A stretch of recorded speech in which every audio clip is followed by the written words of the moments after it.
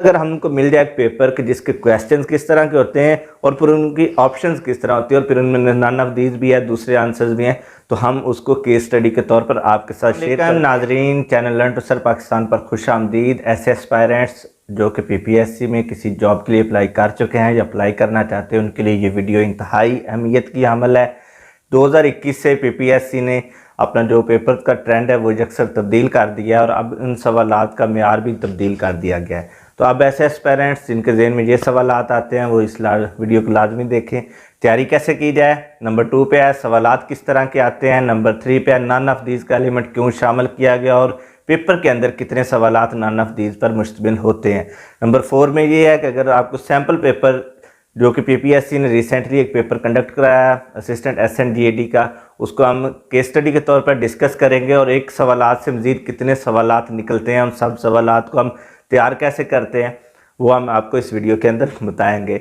और interview qualify करने के लिए टेस्ट में कम अज़ कम कितने मार्क्स हों। तो अगर हम पहले सवाल पे आते हैं तो तैयारी कैसे की जाए। अब तैयारी का ये है कि कोई शॉर्ट ट्रिक इसमें नहीं चलता कि आप ये कहें कि ये गाइड पढ़ लें, ये एक आपके पास मॉडल पेपर्स हैं इनको पढ़ लें, जिस तरह पीपीएससी के एडवांस पब्लिशर्स के मॉडल पेपर चलते थे, लेकिन अब उस तरह का सीन नहीं है। अब पेपर में जो सवालात आते हैं वो बड़े क्रिटिकल एनालिसिस वाले क्वेश्चंस होते हैं, जियोग्राफी के क्वेश्चंस भी बहुत टफ होते हैं, पाकिस्तान फेस जो भी आप पोर्शन लें उन सब के जो क्वेश्चंस होते हैं, एक तो उनके आंसर के अंदर नन ऑफ दीज होता है, वो कन्फ्यूजन आपके दिल में पैदा करता है। इसके अलावा जो है उसमें जो चीज़ें आती हैं, बाकी आप कह लें कि फिगर्स जो पूछे जाते हैं वो नहीं कि पास्ट पेपर से आप क्वेश्चन उठाए जाते हैं। एक तैयारी कैसे करनी है, आपने हर एक चीज़ को कंप्रीहेंसिवली पढ़ना है, शॉर्ट ट्रिक किसी पे नहीं जाना। नंबर 2, सवालात अब किस तरह के आएंगे, क्योंकि सिलेबस हर एक पोस्ट के अगेंस्ट दिया होता है। जिस तरह जनरल अगर पेपर हो, जनरल नॉलेज का पेपर हो तो उस पर Pakistan affairs, Islamic studies, computer के क्वेश्चन, इंग्लिश का पोर्शन भी उसके अंदर होता है, इस तरह उर्दू का पोर्शन भी होता है। तो हर एक चीज़ की एक इक्वल वेटेज उन्होंने बताई होती है, इस हिसाब से आपने तैयार करना है। अगर कोई लेक्चरर या इस तरह की जनरल या टेक्निकल सीट के लिए अप्लाई कर रहा है तो फिर उसका भी उन्होंने सिलेबस दिया होगा। 80% या 60% सब्जेक्ट रिलेटेड क्वेश्चन होते हैं और बाकी जो 20% क्वेश्चन होते हैं वो होते हैं जी जनरल नॉलेज के हवाले से।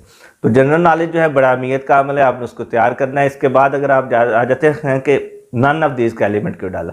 अब नन ऑफ दीज इसलिए डाला गया, पहले ये था कि पेपर जो है इनका मेरिट बहुत हाई रहने लगा और फिर जो पेपर लीक हुए, स्कैंडल बना, वो भी एक वजह आ गई। तो नन ऑफ दीज ये है कि अब श्योर जिस बंदे को आंसर पता होगा वही इसका आंसर लगा सकता है। अगर किसी को आंसर सही मालूम नहीं है तो वो लगाएगा, अगर तुक्का लगाएगा तो फिर वो उसका गलत होगा। तो नन ऑफ दीज जो एक पेपर के अंदर क्वेश्चंस आते हैं जिनके आंसर नन ऑफ दीज होते हैं, मतलब आपका जो क्वेश्चन है वो आपने पढ़ा, नीचे 4 ऑप्शंस है, तो नन ऑफ दीज ऑप्शन जो करेक्ट होती है वो ऑलमोस्ट 20 to 25% हर एक पेपर में होता है।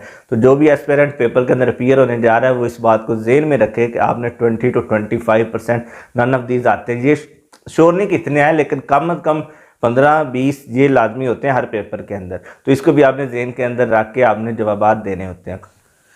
पीपीएससी के किसी एग्ज़ाम को भी क्वालिफाई करने के लिए कम अज़ कम आपको कितने मार्क्स लेंगे तो आप सेफ साइड पे होंगे।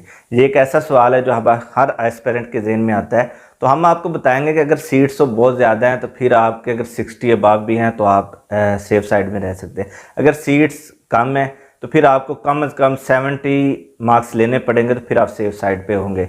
तो क्योंकि अब ट्रेंड बहुत चेंज हुआ है, पहले ये होता था 90 या 90 से अबव मार्क्स भी आ जाते, तो अब 90 के राउंड अबाउट तो कोई नहीं जा रहा क्योंकि ट्रेंड ऐसा है। तो अब आप अगर आप एक जिसमें 10 से 12 सीट्स है उसमें आप 65 नंबर ले लें और पेपर उस म्यार का, पेपर का म्यार को भी देखना होता है। अगर पेपर का म्यार कोई मतलब ये है कि पेपर ज़्यादा इजी आ गया तो फिर 70 अबव भी मेरिट जा सकता है। अगर एक नॉर्मल पेपर जिस तरह पीपीएससी का जनरल पेपर होता है वह तो आपको मार्क्स 65 और 70 के राउंड अबाउट आप ले लेंगे तो आप सेफ साइड पे हैं, तो फिर आप इंटरव्यू के लिए क्वालिफाई कर जाएंगे।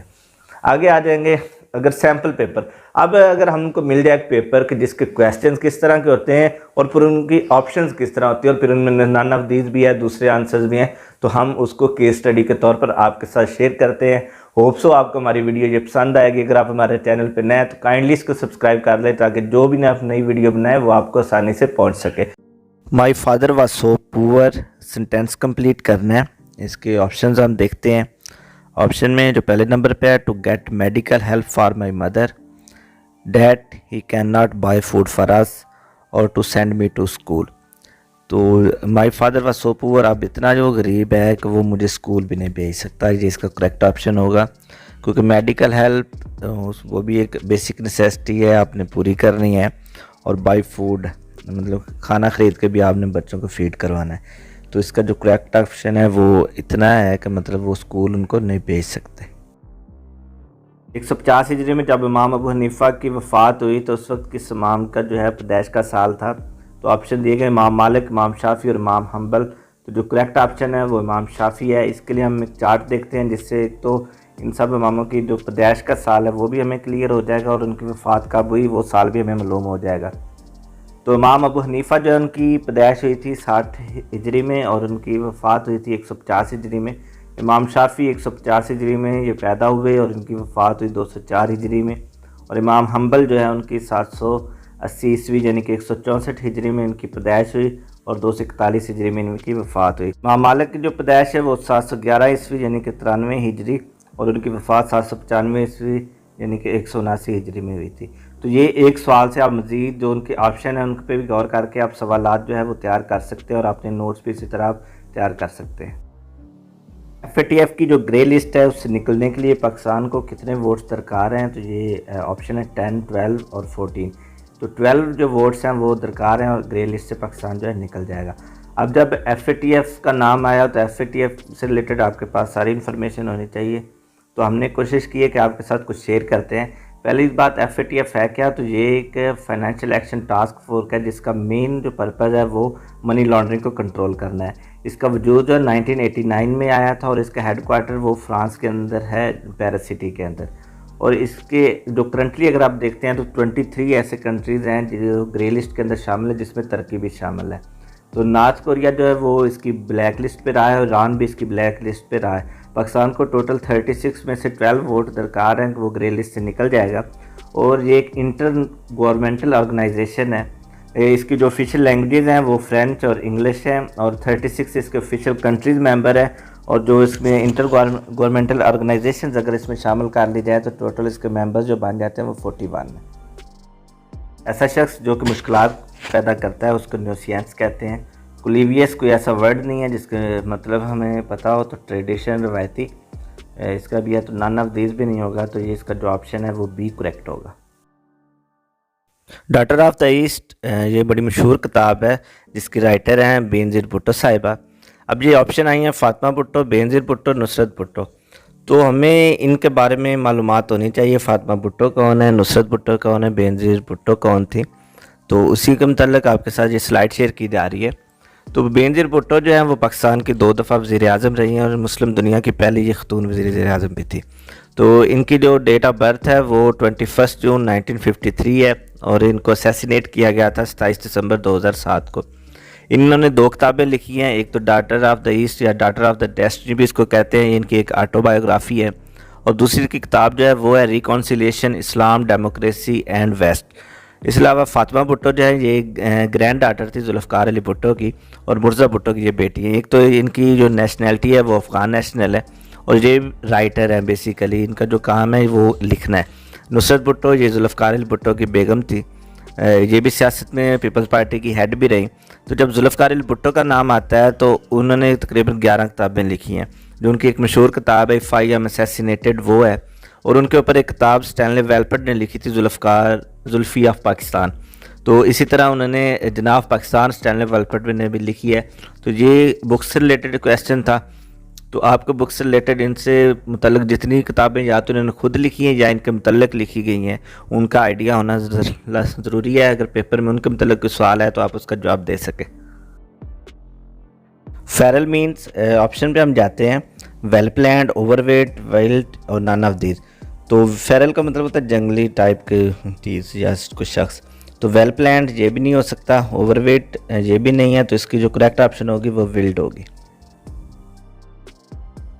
Question number 7 car batteries use dash that reacts with lead plates to generate electricity. तो सल्फ्यूरिक एसिड जो है वो इसमें इस्तेमाल होता है और नाइट्रिक एसिड और हाइड्रोक्लोरिक एसिड इसमें नहीं होंगे क्योंकि सल्फ्यूरिक एसिड इस्तेमाल होता है। अगर हम सल्फ्यूरिक एसिड के इस्तेमालात की बात करें तो ये मेटल्स को क्लीन करने के काम आता है और जो इम्प्योरिटीज़ होती हैं आयल के अंदर उनको रिमूव करने के काम आता है।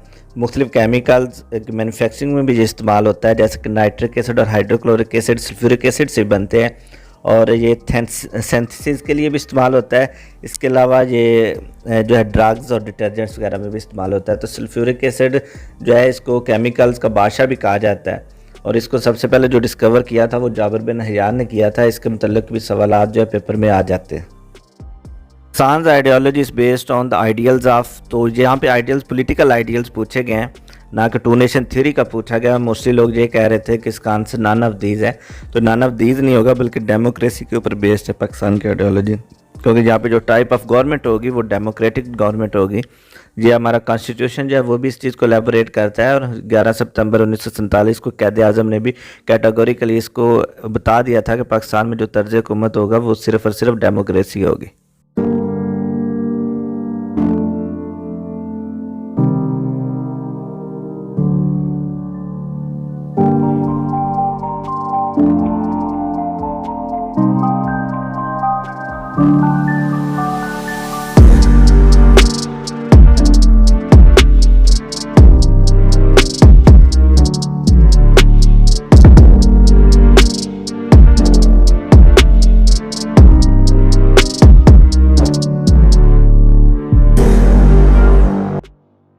The hadith comprising the wording of Allah is called Qudsi. इस तरह तकरीरी, कौली, फेली, ये हदीस की मुख्तलिफ अक़साम हैं जिनकी जो डेफिनेशंस हैं वो तैयार करनी है। इन पाकिस्तान टर्म छांगा मांगा politics is use for horse trading. तो ये छांगा मांगा की जो टर्म है ये मियां नवाज शरीफ जो थे, इन्होंने पंजाब के जो MPs थे उनको छांगा मांगा के रेस्ट हाउस में इकट्ठा किया था, और वहाँ के पे हुकूमत बनाने के लिए जो भी इन्होंने ब्राइबरी की या उनको रिश्वत दी, इसके अलावा या उनको मुराद देने का जो वादा किया गया, तो ये छांगा मांगा के रेस्ट हाउस के अंदर ये सारा काम हुआ था। तो इसीलिए इसको जो टर्म है वो छांगा मांगा के तौर पे लिया जाता है। हॉर्स ट्रेडिंग के लिए आमतौर पर ये टर्म जो यूज़ होती है पॉलिटिक्स के अंदर। पाकिस्तान के अंदर मौजूद किला रोहतास शेरशाह सूरी के दौर में ये बनाया गया था। तो रोहतास फोर्ट के मतलब आपको इन्फॉर्मेशन, जो बेसिक इन्फॉर्मेशन है वो हम आपको बताते हैं। रोहतास फोर्ट जो है ये जेहलम दीना, जो जेहलम ज़िला है उसके अंदर वाक़ है, और ये जो बनाया था राजा टोडर माल को हुक्म दिया था शेरशाह सूरी ने, ये उसका कमांडर था, उन्होंने बनवाया था। 16th सेंचुरी में ये बनाया गया, और 1997 में ये यूनेस्को ने हेरिटेज साइट जो है इसको करार दिया था। तो जो शेरशाह सूरी थे उनके बड़े इनकलाबी इक़दामात से हमारा जो एशिया के अंदर GT रोड जो है वो भी इन्होंने बिल्ड करवाया था। तो इनका 5 या 6 साल का जो टेन्योर है वो अगर आप उसको देख लें और मुग़लों का सारा टेन्योर देख लें, तो ज़्यादा जो मुआशी तौर पर तरक्याती काम जो हुए हैं वो शेरशाह सूरी के दौर में हुए हैं। Snow capped mountains are found on which planet. Pluto के ऊपर स्नो कैप्ड माउंटेन्स पाए जाते हैं। प्लूटो जो है ये पॉसिबल 9th प्लैनेट है, और पिछली दहाई के अंदर इसको सोलर सिस्टम से निकाल दिया गया था, और अब 8 जो है वो सियारे। WWW स्टैंड्स फॉर, तो इसके सी ऑप्शन करेक्ट है, वर्ल्ड वाइड वेब इसकी ये एब्रीवेशन है। तो वर्ल्ड वाइड वेब जो है ये 1989 में टिम बर्नर ली जो है उन्होंने ये इस्तिलाह सबसे पहले यूज़ की थी, और उन्होंने इसको इन्वेंट किया था। और इसके अंदर URLs यानी कि यूनिफॉर्म रिसोर्स लोकेटर्स, ये इसकी एब्रीवेशन है, ये भी इसी से रिलेटेड है। और HTTP यानी कि हाइपर टेक्स्ट ट्रांसफ़र प्रोटोकॉल, इसकी ये जो है एब्रीवेशन ये भी पूछी जाती है। और HTML ये हाइपर टेक्स्ट मार्कअप लैंग्वेज। तो कंप्यूटर से रिलेटेड जितनी भी इंपॉर्टेंट एब्रीवेशंस हैं वो आपने तैयार करनी है। अगर वो आप तैयार कर लेते हैं तो उसमें से कोई सवाल आता है तो आपको जवाब देने में आसानी होगी। Metrology is the study of, तो ऑप्शन है study of atmosphere, study of star, study of weight और नन ऑफ दिस। अब जैसे ये सवाल देखा मोस्टली लोगों के जहन में ये आया होगा, तो इसका A ऑप्शन करेक्ट है, स्टडी ऑफ एटमॉस्फेयर। तो ये इसका A ऑप्शन करेक्ट नहीं है, क्योंकि मेट्रोलॉजी और जो दूसरे स्पेलिंग है मेट्रोलॉजी, उनमें काफ़ी डिफरेंस है। तो मेट्रोलॉजी जो होती है ये स्टडी है द साइंस ऑफ मेजरमेंट की, तो इसका नन ऑफ दीज जो है वो ऑप्शन करेक्ट होगा। और स्टडी ऑफ स्टार्स जो है वो एस्ट्रोनॉमी कहलाता है, और स्टडी ऑफ वेट जो है वो वेट साइंस कहलाता है। तो correct option none of these. Bolan pass is located in the range of salt range, Kirthar range, Karakoram range. तो ना ये साल्ट रेंज में है, ना किरथर रेंज में है, ना ही कराक्रम रेंज में है। तो बुलान पास जो है वो टोबा ककर रेंज के अंदर है, ये साउथ ऑफ हिंदू कश वहाँ पे पाई जाती है। और बुलान पास जो है ये जैकबाबाद और सिब्बी को क्वेटा से मिलाता है। तो इसके साथ आपने क्या करना है, जो फेमस पैसेज ऑफ पाकिस्तान है जिनमें खैबर पास, खंजराब पास और लोअर दीर पास, इस तरह जितने भी पैसेज हैं उन सब की आपने एक लिस्ट तैयार करनी है, और वो किन सिटीज़ को कहाँ से काम लाते हैं वो आपने तैयार करना है इसके साथ। For how many years does the rain of rightly guided caliphate prolong, तो ये 30 ईयर्स जो है वो खलफाए राशिदा जो हैं उनका टेन्योर बनता है। तो इसकी जो डिटेल है वो हम आपको बताते हैं। तो हज़रत अबू बकर सदीक रज़ी अल्लाह ताला अन्हु जो है वो तकरीबन 2 साल 3 माह और 1 दिन उनका टेन्योर है। हज़रत उमर फ़ारूक रज़ी अल्लाह ताला अन्हु का 10 साल और हज़रत उस्मान गनी का 12 साल और कुछ माह, और हज़रत अली रज़ी अल्लाह ताला अन्हु जो है उनका 4 साल 9 माह है। अब computer program that translates one program instruction at a time into machine language is called interpreter. तो जो इंटरप्रेटर और कंपाइलर इनका डिफरेंस ये है कि इंटरप्रेटर जो है वो एट अ टाइम जो है एक प्रोग्राम को करता है, जबकि कंपाइलर जो है वो बहुत ज़्यादा प्रोग्राम को कर सकता है और एट वंस वो करता है। Which is not a vestigial organ of human bodies. तो पहले हमें समझना होगा वेस्टिजियल ऑर्गन क्या होते हैं। वेस्टिजियल ऑर्गन ऐसे ऑर्गन, टिश्यूज़ या सेल्स होते हैं कि जो बॉडी के अंदर अब फंक्शनल नहीं है। पहले उनका काम होता था लेकिन अब वो फंक्शनल नहीं है। तो अपेंडिक्स, कोकोक्स और आईलिड और नन ऑफ दिस। तो इनमें से जो आईलिड है वो वेस्टिजियल ऑर्गन जो है नहीं है, बाकी जो है दोनों वेस्टिजियल ऑर्गन है। टीपू सुल्तान को कब शहीद किया गया, तो ये 4 मई 1799 को उनको शहीद किया गया था। तो टीपू सुल्तान ये एक फ्रीडम फाइटर कह लें आप थे। तो इनके वालिद का जो नाम था वो हैदर अली था और इनका अपना पूरा नाम फ़तेह अली साहब टीपू था, और ये पैदा हुए थे 20 नवंबर 1750 को। इनको टाइगर ऑफ मैसूर भी कहा जाता है। तो इसके साथ साथ जो दूसरे मुस्लिम फ्रीडम फाइटर थे, टीटू मीर, सैयद अहमद शहीद वगैरह, तो उनकी प्रोफाइल भी आप तैयार करें क्योंकि उनकी जो डेट ऑफ मार्टियरडम है वो भी आपसे पूछी जा सकती है। ट्रांस हिमालयन रेंज जो है इनको तिब्बत हिमालयन रेंज भी कहते हैं। तो इसमें ऑप्शन जो है करेक्ट होगी वो नन ऑफ दीज होगी। अगर हम ये एक पिक्चर देखते हैं तो ट्रांस हिमालयन रेंज है वो अपर नॉर्दर्न में पाई जाती हैं, उसके साथ कराकरम रेंज है और फिर इसके साथ ही हिंदू कश रेंज और हिमालयन रेंज है। तो जो ट्रांस हिमालयन रेंज है वो तिब्बत के अंदर है, 1600 किलोमीटर लंबी है। हिंदू कश रेंज जो है वो 800 किलोमीटर लंबी है और ये वेस्ट ऑफ हिमालयन में। और कराकरम जो रेंज है वो पेरेंट रेंज है हिमालयन की। तो ये अफ़गान, ताजिकिस्तान और पाकिस्तान में पाई जाती है। इसके अलावा जो सब हिमालयन है इसको हम साउदर्न मोस्ट हिमालय जो है उसको सब हिमालयन भी कहते हैं। He has been suffering from fever for the last 3 days, क्योंकि 3 डेज़ आ गया तो ये फॉर आएगा इसके साथ। The name of the wife of the Abu Jahl was, तो उम्मी जमील जो है ये अबू लाहब की वाइफ थी और अबू सुफियान की ये बहन थी। उम्मे कुलसूम ये भी नहीं थी, उम्मे फजल भी नहीं थी। तो नन ऑफ दीज ऑप्शन आएगा और उनकी जो वाइफ थी वो बिनते उमैर बिन माब थी।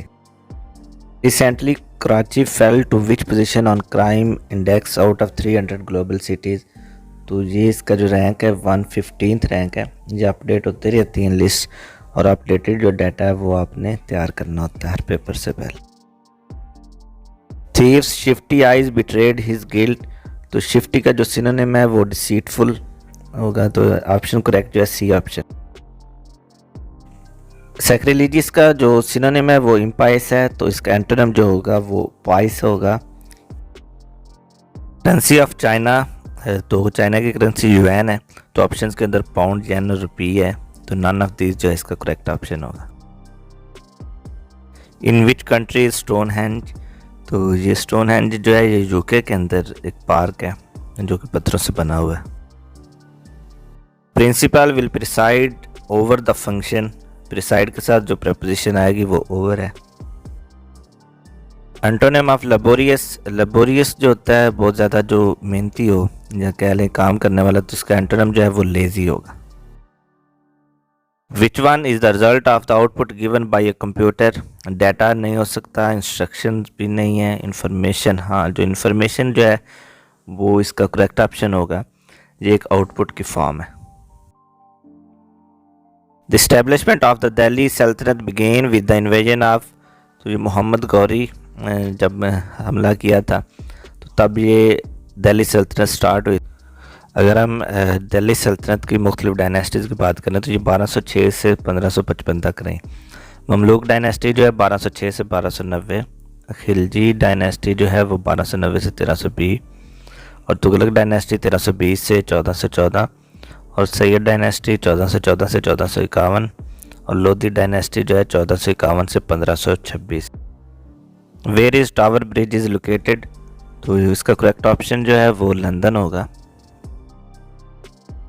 एंटोनम ऑफ रैथ, तो रैथ का जो मतलब होता है वो गुस्सा होता है, तो इसका जो एंटोनम होगा वो delight.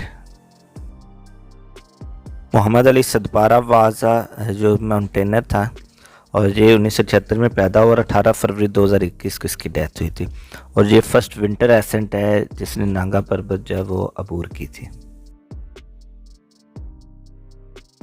A person who can neither read nor write is illiterate. Name the Ummul Momineen who narrated maximum हदीस। हज़रत आयशा सिद्दीक़ा और सहाबा में से हज़रत अबू हुरैरा ने सबसे ज़्यादा हदीस मरवी की। Which animal was residing with the Sahabe Kahf, तो डॉग। ऑपरेशन रद्दुल फसाद मीन्स, तो इसका मतलब है पाथ टू पीस भी नहीं है, शार्प कटिंग स्ट्राइक्स भी नहीं, पाथ ऑफ साल्वेशन भी नहीं, तो एलिमिनेशन ऑफ डिस्कार्ड जो इसका ऑप्शन है और करेक्ट ऑप्शन होगा नॉन ऑफ दिस। अब हम आपके साथ शेयर करेंगे 2000 सन के बाद अब तक कितने ऑपरेशन पाकिस्तान आर्मी ने लॉन्च किए और उनके नाम क्या थे और किस किस साल में वो लॉन्च हुए।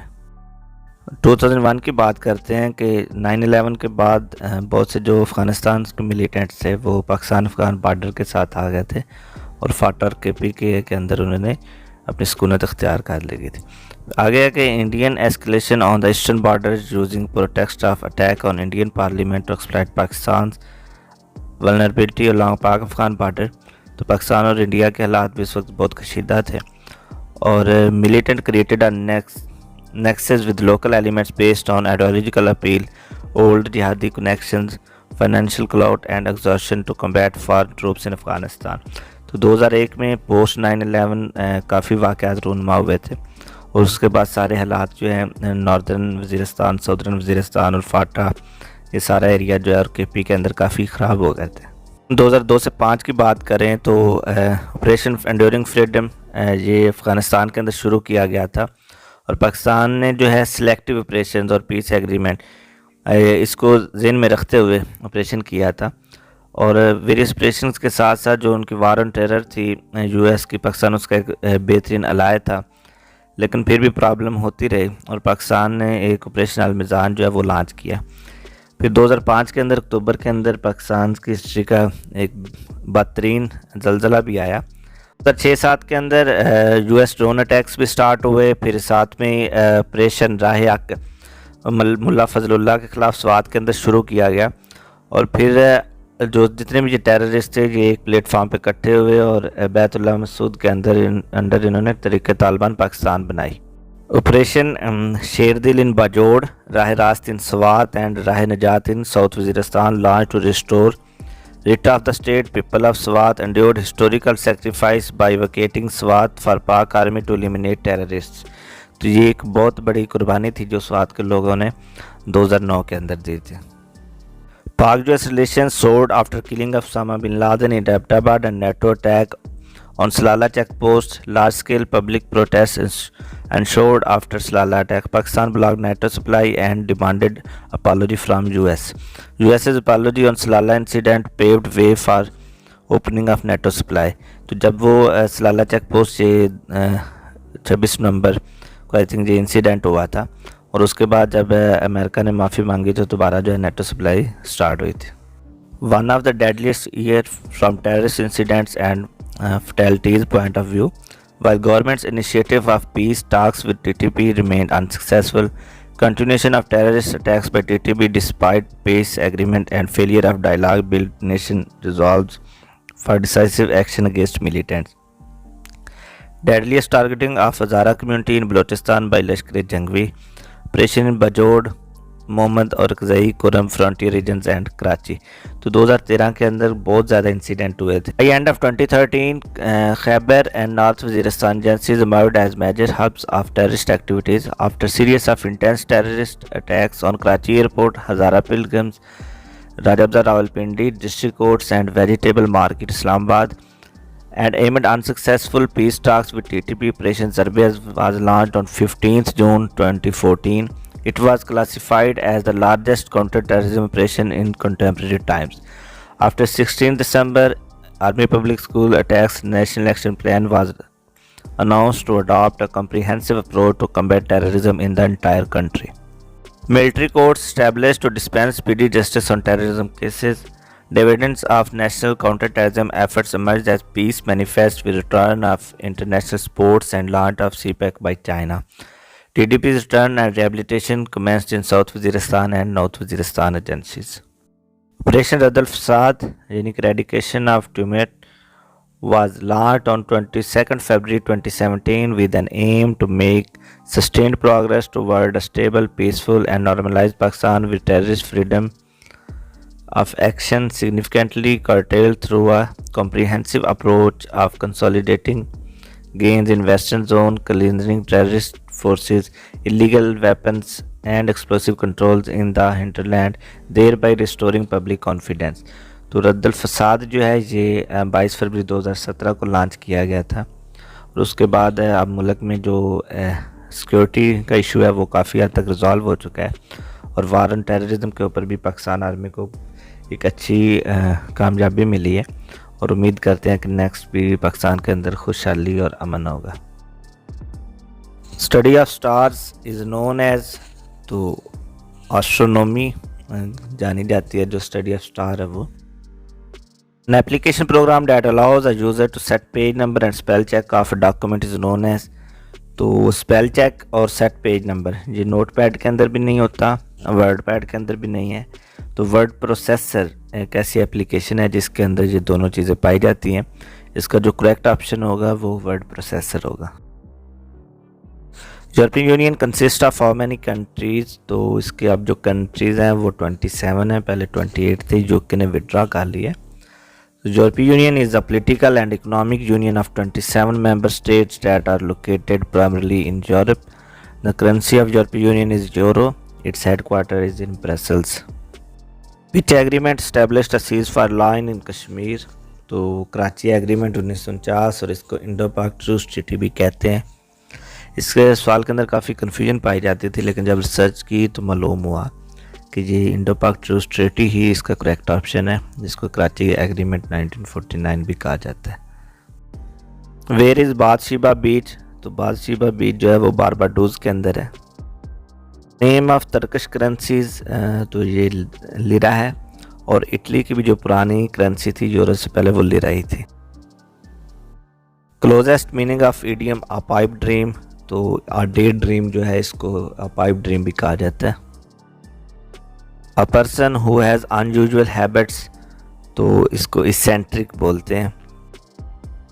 Incumbent foreign minister of Afghanistan is, तो मोहम्मद हनीफ अतमर इसके पिछले जो थे वो एक वज़ीर ख़ारजा थे। तो करंट जो है आमिर खान मुत्तकी हैं और नन ऑफ दीज इसका करेक्ट ऑप्शन होगा। तो आपने जितने भी पाकिस्तान से रिलेटेड कंट्रीज़ हैं या जिनके विजिट्स होते रहते हैं उनके फॉरेन मिनिस्टर के नाम भी याद करने हैं। पाकिस्तान के सूबाई और वफाकी कबीना के सवालात भी आ जाते हैं। तो करंट जो federal minister of maritime affairs हैं वो सैयद अली हैदर जैदी हैं। तो आपने सूबाई कबीना के जो मशहूर वज़रा हैं और वफाकी कबीना के जो मशहूर वज़रा हैं उनके नाम और उनकी प्रोफाइल वो आप तैयार करें और जो भी इससे रिलेटेड क्वेश्चन आएगा उसका आप जवाब दे सकें। होप सो आपको हमारी वीडियो पसंद आ रही होगी। हमारे चैनल को सब्सक्राइब कर दें और इस वीडियो को लाइक कर दें और शेयर कर दें। Said all history is the history of class struggle, तो कार्ल मैक्स ने ये कहा था और नन ऑफ दीज जो इसका करेक्ट ऑप्शन होगा। In Pakistan annually sugar consumption per capita is estimated as 25 kg।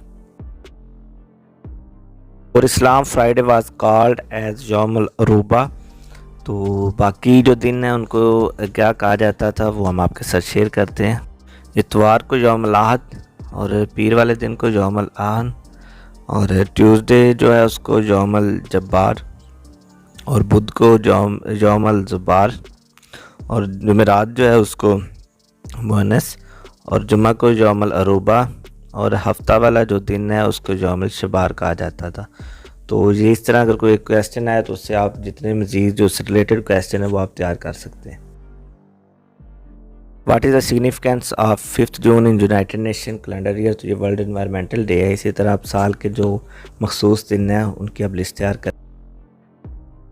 Israel occupied east यरूशलेम इन ये 1967 के अंदर जो है मशरक़ी यरूशलेम उसके ऊपर इसराइल ने कब्ज़ा किया था। Veteran actor Moin Akhtar was famous for which type of acting? तो कॉमेडी के ये बादशाह कहलाते हैं Moin Akhtar. Lahore is considered as engineering hub of Pakistan, क्योंकि इसमें काफ़ी ज़्यादा इंडस्ट्रीज़ हैं लाहौर के अंदर। Defence day is observed on, तो 6 सितंबर को जो हर साल है यौम दिफा मनाया जाता है। इसी से रिलेटेड यौम बैरिया, यौम फ़ज़ाइया वो भी मनाए जाते हैं, तो उनकी भी आपने लिस्ट तैयार करनी है। पीपीएससी के जनरल के पेपर के अंदर आमतौर पर 10 सवालात मैथ के हिस्से से होते हैं, तो ये क्वेश्चन हम इसको सॉल्व भी करेंगे, बल्कि सारे सवालात को हम सॉल्व करेंगे। A worker is paid ₹2130 for 6 days if his total wage during the month is ₹9230, then the number of days he worked in the month are. तो हमने टोटल नंबर ऑफ डेज जो है वैल्यूएट करने हैं। में आते हैं तो जो इसका वेज ऑफ 6 days है वो हमें गिवन है, और टोटल वेज ऑफ मंथ भी गिवन है। तो वेज ऑफ 1 day फर्स्ट हम इसमें वैल्यूएट कर लेंगे।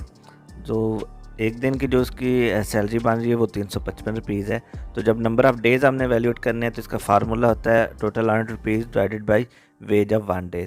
तो टोटल अर्नड वेज जो है 9230 है, और इसको 355 पे हम डिवाइड करेंगे तो 26 दिन जो है इसका करेक्ट आंसर होगा कि 26 दिन की जो उसकी सैलरी है वो 9230 रुपये बनती है। P 6 times greater than Q, then by what percent is Q smaller than P? तो इसको हम सॉल्व करेंगे। अगर हम सोल्यूशन को देखते हैं तो let Q is equal to 1, then P is equal to 6, Q is 5 less than P, तो Q percentage less than P जो होगा 5/6 मल्टीप्लाई बाय 100, तो 83.33% जो है ये लेस होगा Q P से। तो इसका जो ऑप्शन जो करेक्ट आंसर होगा वो नन ऑफ दीज होगा। A can do a piece of work in 4 hours, B and C together to do it in 3 hours, while A and C together do it in 2 hours. B alone do it in। तो इसका solution पे हम जाते हैं, देखते हैं कि A जो है वो 1 घंटे के अंदर जो काम करता है वो 1/4 है। B और C जो मिलके 1 घंटे के अंदर काम करते हैं वो 1/3 है। A और C जो 1 घंटे के अंदर काम करते हैं वो 1/2 है। तो C का जो 1 घंटे का काम है वो हम निकाल लेंगे दोनों इक्वेशन से। तो ये 1/2 माइनस 1/4 जब हम करेंगे तो 1/4 जो है C का 1 घंटे का काम है। इस तरह B का 1 घंटे का काम भी हम निकाल लेंगे 1/3 को, जब हम इसमें से माइनस करेंगे 1/4 को, तो ये 1/12 आ रहा है। तो B जो है जो काम कंप्लीट करेगा वो सारा काम जो है वो 12 घंटों के अंदर कंप्लीट कर लेगा। There are twice as many boys as girls in the class. If 30% of the boys and 45% of the girls failed in the exam, then what percent of the class passed in the exam? Solution पे आते हैं। Late कर लें क्लासों के अंदर जो girls हैं वो 100 है, और बॉयज़ उनका डबल होंगे 200, और 30% बॉयज़ फेल्ड होते हैं, तो इसका मतलब है 60 बॉयज़ फेल हुए हैं, और अगर 45% गर्ल्स फेल्ड हुए हैं तो 45 गर्ल्स फेल हुए हैं।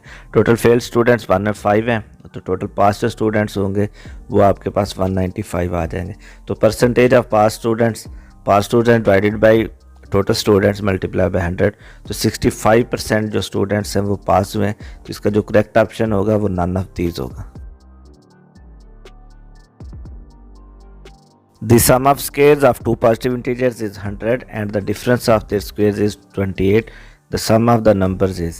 तो इसको हम सॉल्व करते हैं, इसमें इक्वेशन बनाएंगे। पहली इक्वेशन जो आप सबसे पहले तो आप लेट कर लें, x and y are two integers, x square plus y square is equal to 100 and x square minus y square is equal to 28। X plus y हमने वैल्यूएट करना है।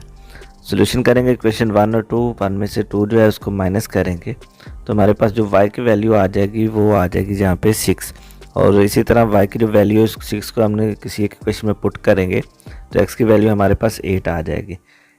और x प्लस वाई जो है वो हमारे पास 8 + 6 14 आ जाएगा। ये अगर आप 8 का स्केयर लें वो 64 बनता है और 6 का स्केयर 36 बनता है। इनका सम 100 के इक्वल ये इक्वेशन वेरीफाई होती है। इस तरह 8 का स्केयर जो है 64, इसको अगर हम इसमें से माइनस करें 36 तो उनका जो डिफरेंस है वो 28 बन रहा है। तो दोनों इक्वेशन जो है वो भी इसके साथ वैलिडेट हो रही हैं और उनका जो सम है वो 14 आ रहा है। तो इसका जो ऑप्शन करेक्ट आंसर होगा वो सी ऑप्शन होगा। A fort had provision of food for 150 men for 45 days. After 10 days, 45 men left the fort. The number of days for which the remaining food will last is. तो इसको हम solve करते हैं। एक तो ये कि पहले 150 लोगों के लिए जो फूड थी वो चलनी थी जनाब 45 डेज़ के लिए। तो जब 45 डेज़ के लिए अब उसमें से ये है कि 10 दिन गुजर गए हैं और 25 लोग जो हैं वो लेफ़्ट कर गए। तो 125 रेशो जो है 150 और प्रोपोर्शन 35 दिन के लिए और रेशो x बनेगी। इसी का हम इक्वेशन बना लेंगे और इक्वेशन को जब हम सॉल्व करेंगे तो यहाँ पे जो x की वैल्यू आएगी वो 42 डेज़ आएगी। तो जो रिमेनिंग फूड है वो 42 डेज़ के लिए वो चलेगी।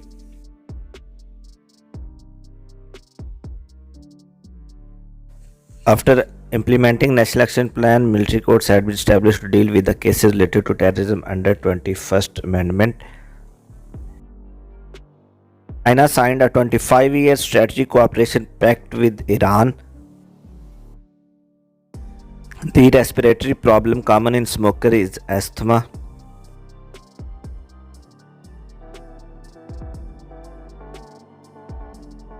It takes about 8 minutes to reach Earth from the Sun. At the time when Khilafat delegation visited England in 1920, the British Prime Minister was Lloyd George. When did Pakistan became Bangladesh? सकूत Dhaka 16 दिसंबर 1971 को पाकिस्तान से जो east Pakistan है वो separate होकर बांग्लादेश बना था। Gloss means, gloss का मतलब होता है brightness.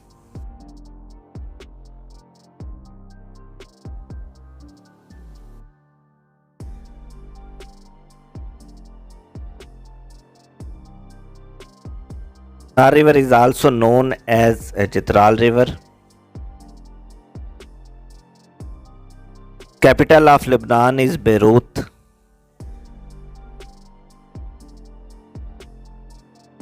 Alan Turing developed the idea for the universal Turing machine, which becomes the basis for the first computer. What is the time of खिलाफत ऑफ हज़रत अली रज़ी अल्लाह ताला अन्हु? तो 4 साल 9 माह है। तो इसका जो करेक्ट ऑप्शन होगा वो none of these. Partition of Bengal was annulled in 1911। तो पार्टीशन ऑफ बंगाल जो है ये अनाउंस हुई थी 19 जुलाई 1905 को लॉर्ड कुर्जन जब थे वायसराय, और किंग जॉर्ज 5 ने ये दिल्ली दरबार के अंदर 12 दिसंबर 1911 को इसको ख़त्म कर दिया था। पार्टीशन ख़त्म करके दोबारा कंबाइन कर दिया था बंगाल को। तो तब जो वायसराय थे वो लॉर्ड हर्निंगे 2 थे। तो ये इससे रिलेटेड भी क्वेश्चन आ सकते हैं क्योंकि 1905 में ये हुई थी तो तब लॉर्ड कुर्जन जो थे वो वायसराय थे, और जब 1911 में ये ख़त्म हुई थी किंग जॉर्ज 5 ने इसका वैसे अनाउंस किया था, तो तब लॉर्ड हर्निंगे 2 थे viceroy. Current literacy rate of Pakistan is estimated as 60%. It is 59 point something, तो ये 60% ही काउंट होता है। Which of the following fraction is greater than 3/4 and less than 5/6? तो 1/2 इसका 0.25 है, ये भी इसके अंदर लाइन नहीं करता इस रेंज के अंदर। 2/3 ये भी लाइन नहीं करेगा।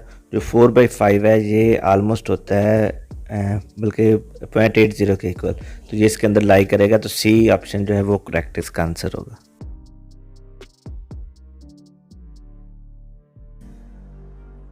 When did Kamala Harris and Joe Biden assumed office? तो जो भी नया सदर आता है वो 20 जनवरी को जो लीप ईयर से नेक्स्ट ईयर होता है वह तब ऑफिस जो संभालता है। 3/14 × 10⁶ इज इक्वल टू, तो ये 3,14,000 बनेगा। Constitution of Senate was came into being under the Constitution of 1973.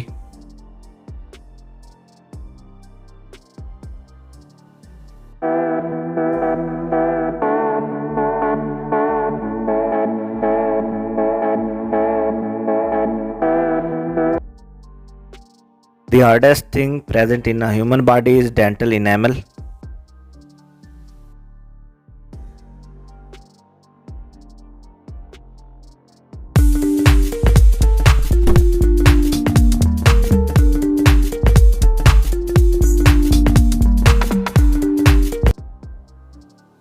Total districts in Punjab are, तो पंजाब के अंदर जो टोटल ज़िला है वो 36 हैं। तो इसी के हिसाब से पूरे पाकिस्तान के जो ज़िला है वो भी पूछे जा सकते हैं, सारे सूबों के सेपरेट भी पूछे जा सकते हैं। तो जो पंजाब के जो टोटल ज़िला है वो 36 हैं, सिंध के 30 हैं और KP के 35, बलूचिस्तान के 34, GB के 14, AJ के 10 और इसी तरह तहसील भी पूछी जा सकती हैं। Functional dependencies are the types of constraints that are based on key.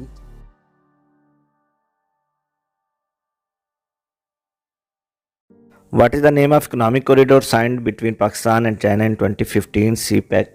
तो CPEC का इसका जो पूरा नेम है चाइना पाकिस्तान इकोनॉमिक कॉरिडोर है। ओरिजिनल जो इसकी वर्थ थी वो $46 बिलियन थी। बाद में ये टोटल जो है $62 बिलियन का प्रोजेक्ट है। 2020 में कंप्लीट होना था, कुछ वजह की वजह से अभी कंप्लीट नहीं हुआ। स्पेशल इकोनॉमिक जोन इसके ज़रिए बनेंगे, ट्रेन के प्रोजेक्ट्स भी हैं, इसके अलावा एनर्जी के प्रोजेक्ट्स भी हैं। तो इसको जो फाइनेंस कर रहा है वो चाइना डेवलपमेंट बैंक है। इससे रिलेटेड भी क्वेश्चन आ जाते हैं। Asian infrastructure and investment bank भी है, इन्वेस्टमेंट बैंक है, सिल्क रोड फंड है और एग्जिम बैंक ऑफ चाइना है और industrial and commercial bank of China भी है। तो ये सारे इसको फाइनेंस कर रहे हैं। तो CPEC से रिलेटेड काफ़ी क्वेश्चंस आते हैं, हर पेपर में 1-2 तो लाजमी आते हैं। Atmosphere if the temperature is low, जब एटमॉस्फेयर के अंदर टेम्परेचर लो होगा तो प्रेशर भी लो होगा। मोस्टली लोग हाई समझते हैं, तो जिसका करेक्ट ऑप्शन है वो लो है। Chairman of council of Islamic ideology, तो ये डॉक्टर किबला एजाज हैं और ये इस्लामिक आइडियोलॉजी 1962 के अंदर ये बनी थी और इसके पहले जो थे चेयरमैन वो जस्टिस अबू सालेह मोहम्मद अकरम थे।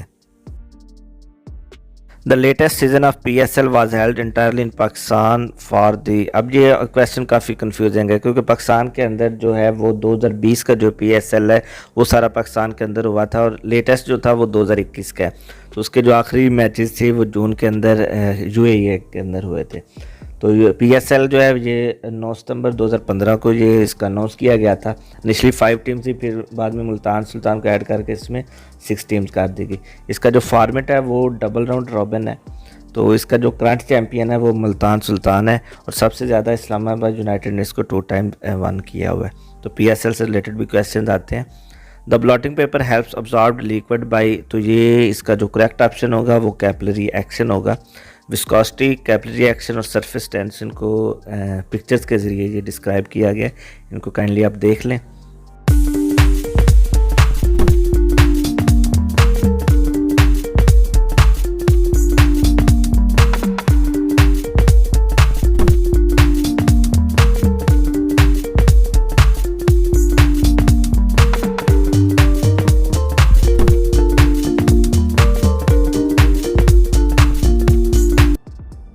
ये क्वेश्चन रिपीट हुआ तो पार्टीशन ईयर इसमें भी पूछा गया और इसमें ऑप्शन में नहीं दिया गया, तो इसका जो करेक्ट ऑप्शन होगा वो नानावतीज होगा। अल फ़ारूक का मुसन्नफ़, तो अल फ़ारूक का मुसन्नफ़ जो है वो मौलाना शिबली नुमानी है। मौलाना शिबली नुमानी और इन्होंने सीरत की वो जो बुक थी वो भी लिखी जिसको सैयद सलेमान नदवी ने बाद में कंप्लीट किया था। तो इनकी किताबें जो हैं वो आप सारी मतलब कि उनको पढ़ लें, कोई भी पूछी जा सकती है। राइटर सारे पढ़ने पड़ेंगे, सर सैयद अहमद ख़ान, डिप्टी नज़ीर अहमद जो भी हैं। तफले मकतब जो है वो उसका मफ़हूम क्या है, तो इसका जो मफ़हूम है वो होता है खलंडरा बच्चा जो भी इनिशियल स्टेजेस पे हो, जिसको मतलब कि आप ये कह लें कि इन्फेंट है और उसको किसी चीज़ का पता नहीं है और वो सीख रहा है, वो तफले मकतब है। नेक्स्ट में शेर में किसी शख्स, मकाम या वाक़े की तरफ जो इशारा होता है तो वो इसमें कहलाता है जी तशबीह होता है।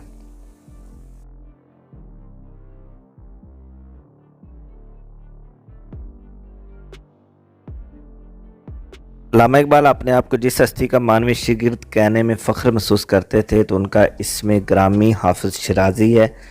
मैंने काफ़ी सर्च की तो मुझे तो यही मिला है। अगर इसमें कोई करेक्ट ऑप्शन है, अगर किसी को मालूम है तो वो कमेंट के अंदर हमें बता सकता है। गज़ल नीम वैशी सनफ़ शायरी है, ये किसका कौल है? तो ये कलीमुद्दीन अहमद ने कहा था गज़ल नीम वैशी सनफ़ शायरी है।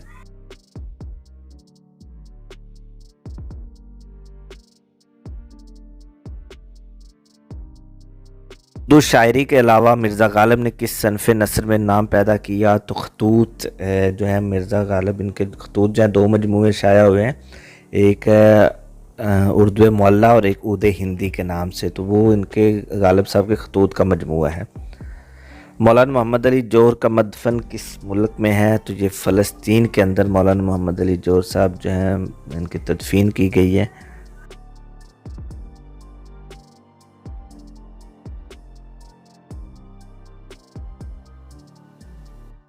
मावरा किस शायर का पहला मजमूआ कलाम है? तो नज़र मोहम्मद राशिद, और इनकी वसीयत के मुताबिक इनकी लाश को जलाया भी गया था। ईरान में अजनबी भी इनकी एक मशहूर नज़म है।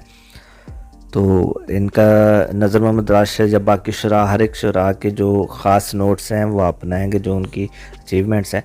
मुसव्वरे गम, ये मुसव्वरे गम जो है अल्लामा राशिद अल खैरी, उनके एक नावल की वजह से इनको मुसव्वरे गम कहा गया था।